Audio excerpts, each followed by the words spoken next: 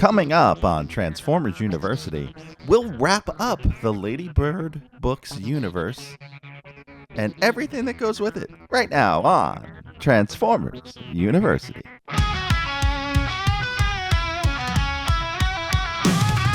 Welcome to Transformers University, brought to you by TFU.INFO. Wait and see. From toys and comics, cartoons to the screen, we'll dive into the history no one of these. Transformers University, brought to you by TFU.INFO. Info, where the stories unfold, the legends grow with the owner-operator, Nebulan Anthony. Transformers University, it's the place to be. Autobots and Decepticons, battles and lore. Every twist and turn, we've got the score. From Cybertron's depths to the Earth's shore, it meets the eye and so much by TFU.INFO. Info, where the stories unfold, the legends grow with the owner-operator, Nebulan Anthony. Transformers University, it's the place to be. It's the place to be. Zoom in, transform, and roll out with us at Transformers University. It's a must. Hello, my friend, and welcome to episode number 158 of Transformers University. I am your host, Anthony Brucali, owner-operator, madman behind TFU.INFO, the website, the toy archive, this podcast, TFU News and Views podcast, and oh so much more. And I want to welcome you to the final time we will be talking about Ladybird Books. But before we get into that, I do want to thank our patrons. So big shout out to our seniors and super seniors, Alex Mendoza, Eric Sire, John 4X Levengood, Jay Soups, Paul Heel, Rob Gerbrecht, and Sean Hamilton. Thank you all so much. You and all of our other patrons are what make this show and the website possible. And if you want to be part of that, if you want to join up, you can join up for free to get some updates here and there. And you can join up to help support the site for as little as $1 a month over on patreon.com/TFUinfo. That's patreon.com/TFUINFO. Now, I'm not going to stick around too long on the Patreon plug or the intro. I do want to get into these Ladybird books. It's been a while since we've had an episode, and we're going to cover books 10 and 11 in this series. They're entitled Autobot Hostage and Decepticon Underground, respectively. And we haven't done these in a while. The last time we did a Ladybird Books episode was almost 50 episodes ago. It was episode 110. Okay, so it was almost 40 episodes ago. No, 48. That's what's my math? Yeah, 48. So almost 50 episodes ago. This is why I host a podcast and don't do things with numbers. Now, if you're not familiar with Ladybird Books, these are storybooks that are pretty much a separate continuity and tell a story of Autobots and Decepticons, and they usually came with an audio cassette, recorded version of the story that you would read along to listening to the story. And there's been a lot of strange things that have happened in these stories, and also just weird voice acting. So we get to enjoy some strangely voiced versions of very familiar characters, and we get to go on some adventures with some characters that we don't normally do so, especially in 1988 when we're talking about double target masters and six changers and various other headmasters. It is a fun little series because we get to see characters we don't normally see. Now, these are the final two of the series. There was a 12th story from 1986 that we didn't cover called Action Freeze, and it was just art without the text. So there wasn't really a lot to cover in this podcast. And we'll start with the first book, book number 10. Autobot Hostage. Now, this is written by John Grant, who has written all of these stories, and we discussed him way back on episode 38, with illustrations by Glenn Stewart. Now, Glenn Stewart was a prolific UK artist for paperback books, mainly.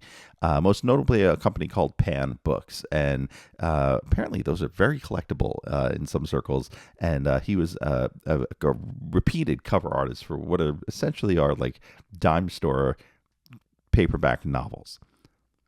Now, as always, the Ladybird series of books and stories on tape start with an opening introduction.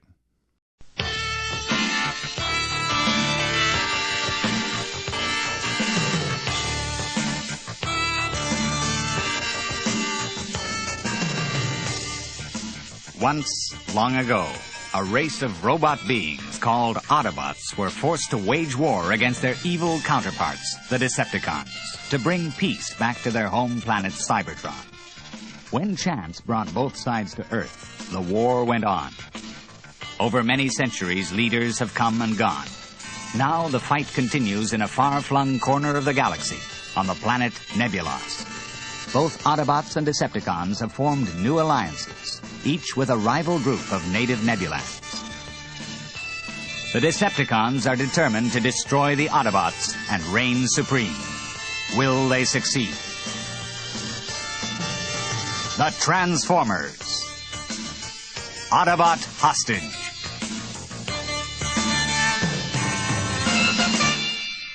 Now, this story here starts with Highbrow on patrol in the Nebulan, as they say, Nebulan Ocean. Highbrow is captured over the ocean by Tentakill, and then is brought to Decepticon base and interrogated by Scorponok. You'll pay for this, Scorponok, He shouted. when Optimus Prime hears what has... But Scorponok interrupted. Optimus Prime already knows. I took the trouble to inform him of your misfortune. He will be released when he agrees to surrender himself as my prisoner. Then he snapped. Take him away. At Autobot base, Optimus shares his plan with old Prospector Cup. I don't think that Scorponok expected me to give in so easily. With luck, we've thrown him off guard. He finished. Yeah, I'll come with you. Said Cup. No, Replied Optimus Prime. I've already decided on my plan, and who is to help to put it into action. Who?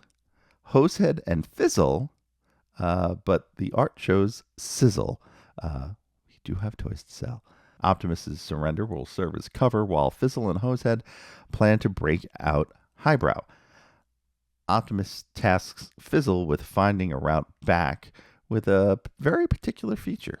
What is it?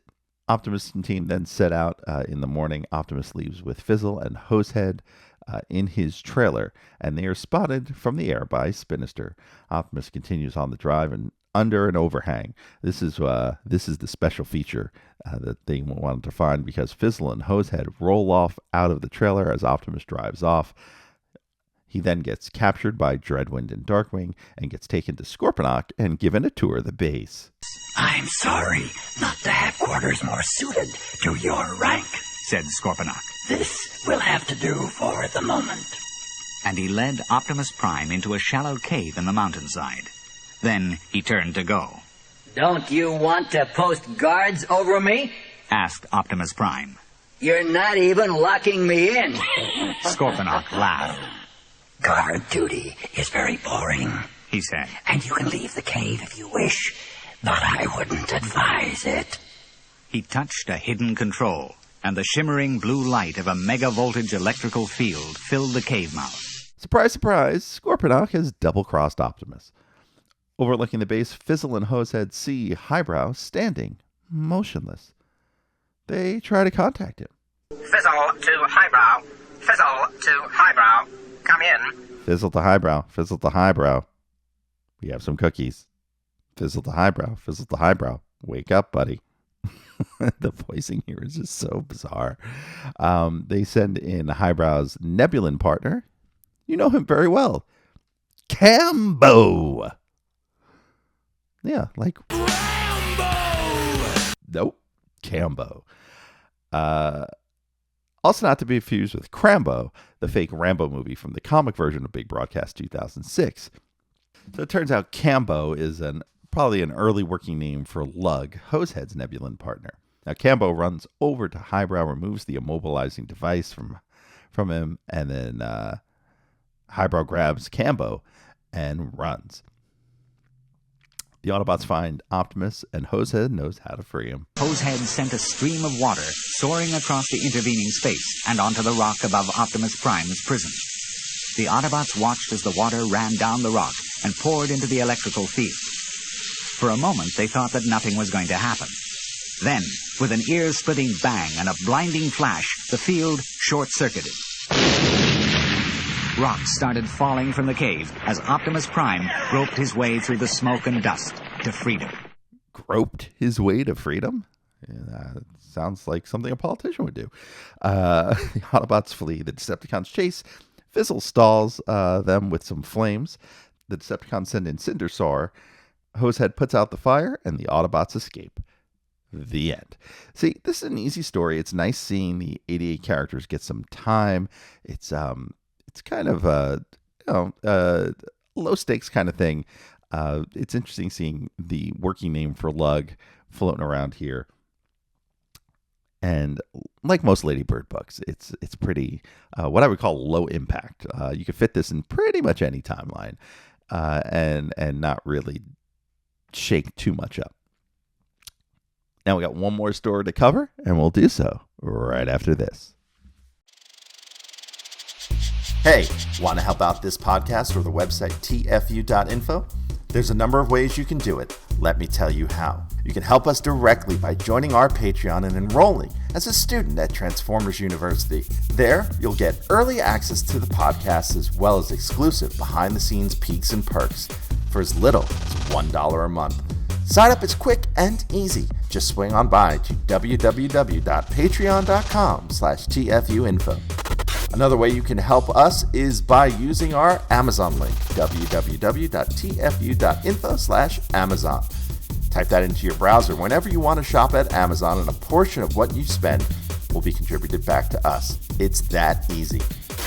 Finally, you don't become the world's longest running transforming toy archive without some help from other fans. We're always on the hunt for photos of figures and accessories we're missing from our pages.